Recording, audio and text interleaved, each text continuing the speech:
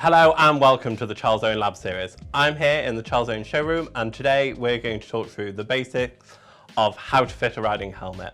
So the first step for anybody that comes to fit a riding helmet is you want to get the hair out of the way for you to fit with. So ideally this is going to be a low ponytail that's tucked right down into the base of the neck. So Sophie's already gone ahead and done this for us.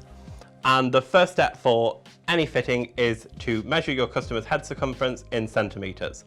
So you always want to do this at the widest point of the head, and that's just underneath the occipital ridge. So that's the bump that's slightly in the back of your neck. You'll feel your hand dip underneath it. You want to be measuring underneath that bump, just above the top of the ear, and about 3/4 of an inch above the top of the eyebrow. So if we go ahead and do that for Sophie.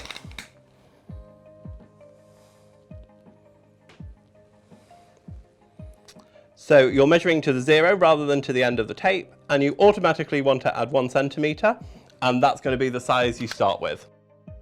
So a key to remember when you are measuring your customer's head is that this really is just a guide. So if you're ending up about 2 centimetres bigger than what you measure, you've not measured wrong, it's simply just the shape of the hat versus the shape of your customer's head. So we're going to go ahead and put this hat on Sophie.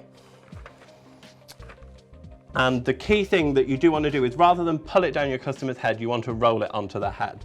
So placing the front of the hat into the forehead of your customer, you're going to push and roll in a backward motion. As you push this down, you should feel a slight suction. The best way to describe the feeling is that it's a snug feeling but not tight. So like buying leather shoes, the tightest the hat will fit is the day you buy it. It will get bigger as you wear it over time, and that's thanks to the microfit technology that is incorporated in all Charles Owen helmets, which is designed to stretch the hat out to the customer's head shape as they wear it. So now the hat's on your customer's head, you want to take the insides of your thumbs and just feel around the inside of the hat. So this pressure should feel the same all the way around your customer's head. You do want a slight gap just at the temple space. That will just allow the temples to expand as your customer's riding and gets hot. Will just mean that the hat's a lot more comfortable for them. If you do notice obvious gaps at the front and the back with a significant tightness at the side, that's a good sign that maybe a round fit is going to be a better solution. This one feels really nice on Sophie, so we're going to move on to the next step.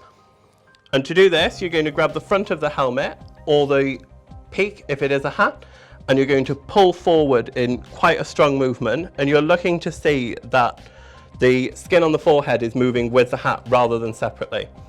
If the hat is moving independently, that is an indication that the hat is too big and you should be looking to try on a size smaller. So there's a really good movement of Sophie's forehead in this one. It feels very even all the way around her head. We're going to do the harness up, and you're wanting this to be no more than a finger's width away from the cheek or chin at any point. This gap between the harness and the chin is actually the amount that the helmet could move away from your head if you were to fall off. So you do want to make sure that it's nice and tight at all times.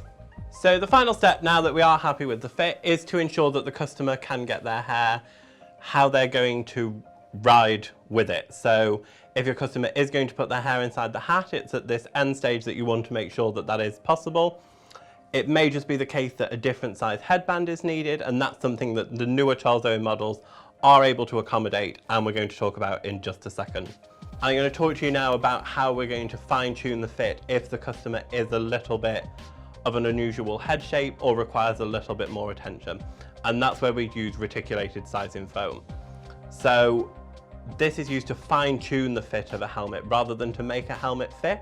So like this halo on Sophie, has a really good grip, doesn't move on her head, feels nice and even the majority of the way around her helmet, but there is a slight gap at the back, and that is just due to Sophie's head shape versus the shape of the hat.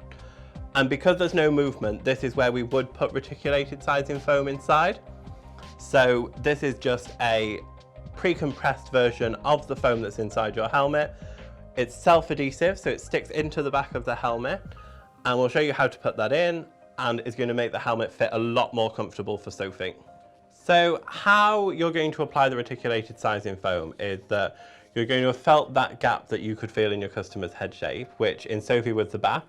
You're going to then go ahead and measure that distance onto the piece of foam itself and cut it out so that you've got your relevant size piece. and then you're going to transition that into the helmet itself. So for Sophie, it was the back of the hat, so we're going to go ahead and pull the liner just forward here so that we can see the back of the helmet.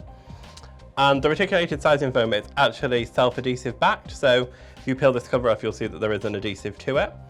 So we're just going to lightly peel the edges at first and just lightly tack it down. This is so that you can work out that it is in the right place for your customer. Cover that back up with the headband. Try this on your customer's head. Once you're both happy that it is in the right place, you're going to do the same thing again, but this time you're going to fully remove the backing and permanently place a piece of sizing foam into the back of the hat. So this is now in for good, not going anywhere, really nice and secure. Put the liner back over the top and back onto your customer's head for the perfect fit. So a really nice tip for any helmet with a cup headband, which like this Luna model does have, is that if you just lightly remove the liner, just pull it forward a little bit out of the helmet, and so that it's slightly sticking out at the back of the hat. This is just going to take away that initial snugness that you'll feel trying on a brand new helmet. It's going to make the experience much more comfortable for the customer trying it on. And so finally is the headband, and we touched on this slightly earlier when your customer is going to wear their hair in two different methods. So for training at home, they might wear their hair down, and then for competing, they're going to put their hair inside the helmet. This is how Sophie does ride, and when she does ride like this, she does actually need two different sizes. So a 56 centimeter fits her perfectly with her hair down. When she goes to put her hair inside the helmet, she actually needs a 57 centimeter. Now, any Charles Owen helmet with a cup headband, and that does include Luna and Halo.